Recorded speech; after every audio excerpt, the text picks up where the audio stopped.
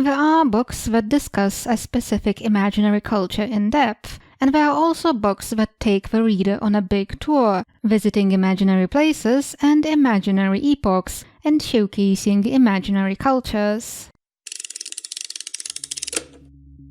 One such book is Squaring the Circle by Georg Cicerman, which provides descriptions of various imaginary cities.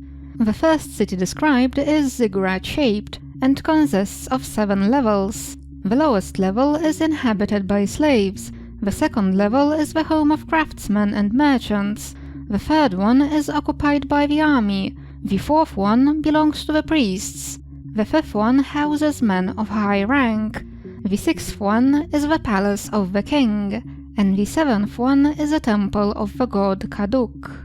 And there are highly polished metal ramps leading from level to level, which are kept oiled and slippery by servants.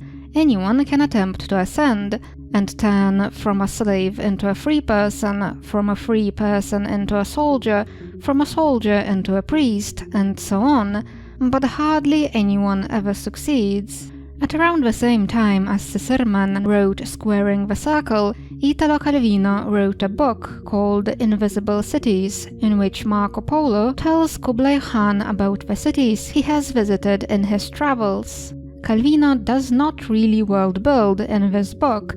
The cities he describes are quite surreal and are more about presenting various abstract ideas to the audience.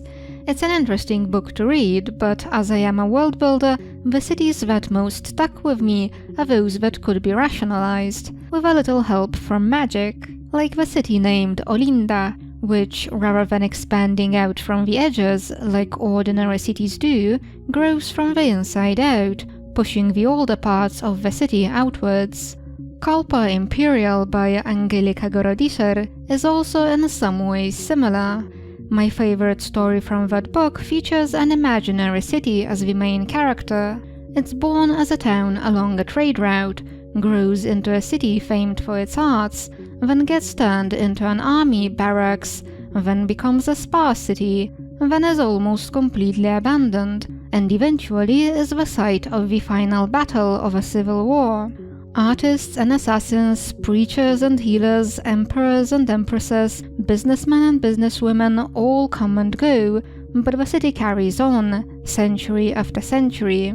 Most of the stories in this book do center on human characters, but all the stories are related as historical tales, and almost every one of these tales begins with the words "the storyteller said." Squaring the Circle and Kalpa Imperial were both translated into English by Ursula K. Le Guin, and one of her own books also takes the form of a tour to many imaginary places, but rather than focusing on the shape of cities or the flow of history, it focuses on people's way of life.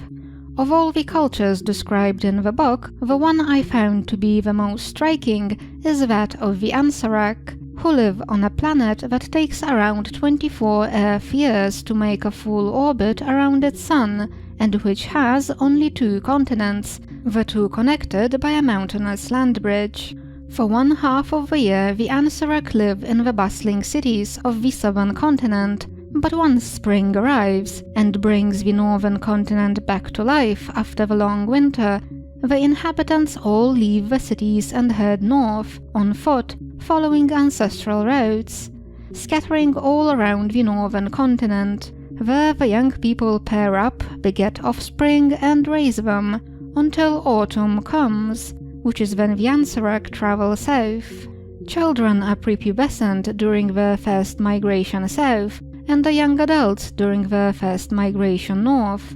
During their second migration south, they are entering their middle age, and they are well into their middle age when they travel north for the second time.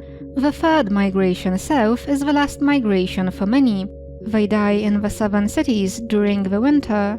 And the third migration north is always the last migration for anyone who undertakes it. They stay in the north for the winter, which is something no one ever survives.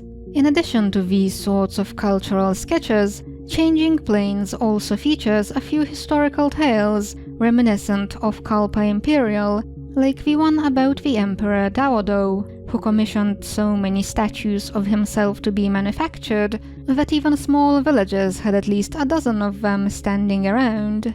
These sorts of books really interest me. They feel like they are accomplishing something very similar to what I aim to accomplish on this channel, and it's nice to see how other people have done it. And just a few months ago, I had no idea that any of these books existed. I wish they were more well known, and I wish there were more of them.